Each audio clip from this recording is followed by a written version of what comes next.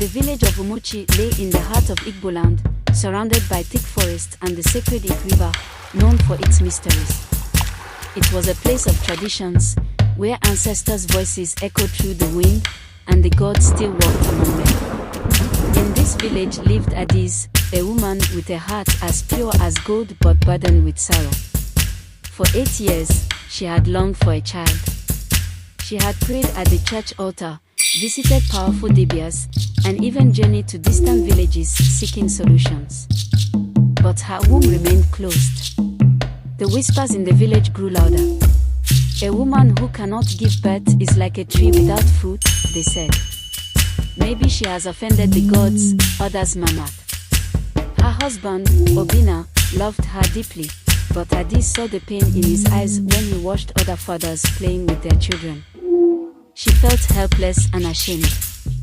One evening, as the sun dipped below the horizon, an old woman named Mama Yugo, known for her knowledge of ancient ways, called Adiz aside. The old woman's eyes glowed with wisdom.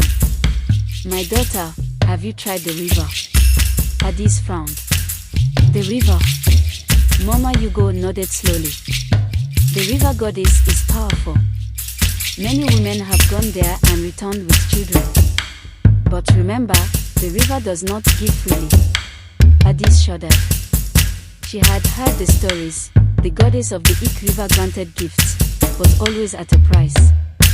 That night, she lay awake, staring at the thatched roof. Could this be her only chance?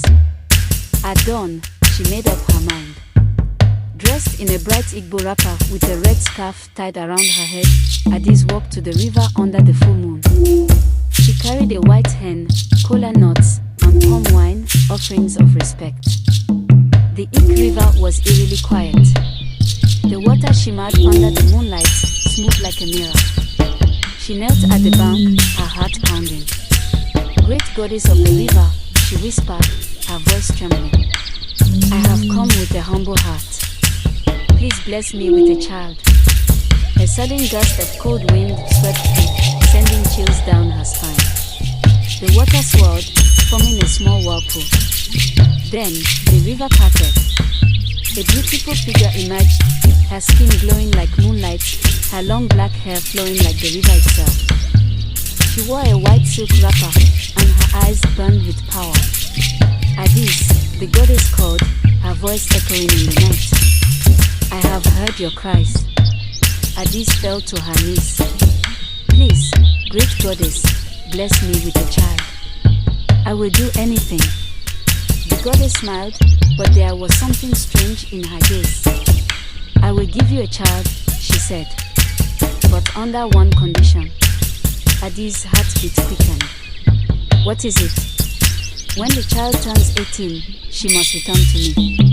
She belongs to the river." Adiz gasped. "Return to you?" "But..." The goddess raised her hand, her expression darkening. "You accept, or you leave empty-handed." Adiz thought about the years of pain, the whispers of the villagers, the longing in her husband's eyes. She could not bear it any longer. Slowly, she nodded. "I accept." The goddess stepped forward and touched Adiz's forehead. A surge of golden light engulfed her, and she collapsed. When she woke, she was lying on the riverbank, the first rays of the sun touching her face. The river was calm again. Had it been a dream? She touched her stomach and felt a strange warmth. She hurried home, her heart pounding with hope and fear. Weeks later, Adiz began to feel the signs of pregnancy. The village women noticed her glow and began to whisper among themselves, "Adiz is with child." Tears of joy and relief streamed down her face. She ran to Obina, who lifted her in his arms, laughing and praising the gods. 9 months later, on a stormy night, Adiz gave birth to a beautiful baby girl. The baby had eyes like the river, a glow to her skin, and a strange, almost otherworldly beauty. The village rejoiced, and the elders named her Olama, meaning the most beautiful. Adiz cradled her child, whispering, "You are my greatest gift." But deep inside, she remembered the promise she had made.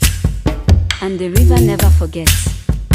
18 years passed, and Olama grew into a stunning young woman.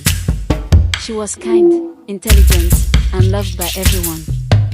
Many men sought her hand in marriage, but her heart belonged to one man, Emeka, a strong and hardworking farmer. One evening, as Olama fetched water from the river, the air grew cold. The river began to ripple, and suddenly, the goddess appeared. "Olama, my child," she said.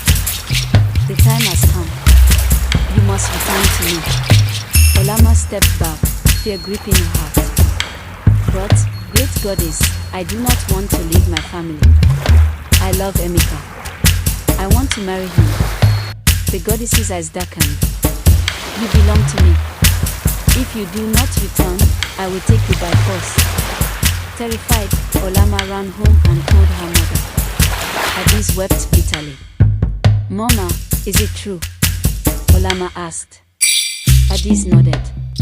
"I was desperate, my daughter. I never thought this day would come." Emeka clenched his fist. "I will not lose you. We must seek help."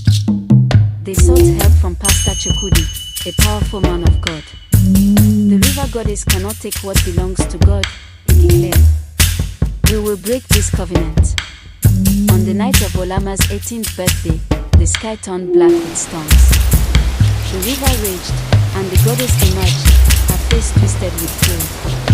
"Please, you broke your promise. Now, I will take what is mine." As she reached for Olama, Pastor Chukudi stepped forward, holding his Bible. "In the name of Jesus Christ, I command you to release this child." The battle of power erupted. Lightning flashed. The ground shook. The river rose, forming a monstrous wave. The pastor prayed with fire, his voice shaking the heavens. A golden light burst forth, striking the river. The goddess shrieked, dissolving into the depths. The river fell silent. Olama was free. The covenant was broken. The village rejoiced. Not long after, Olama and Emeka were married. Adis never forgot the lesson. Some promises come at a great cost, but faith and love can break even the strongest chains. And the river, though still flowing, never called Olama's name again.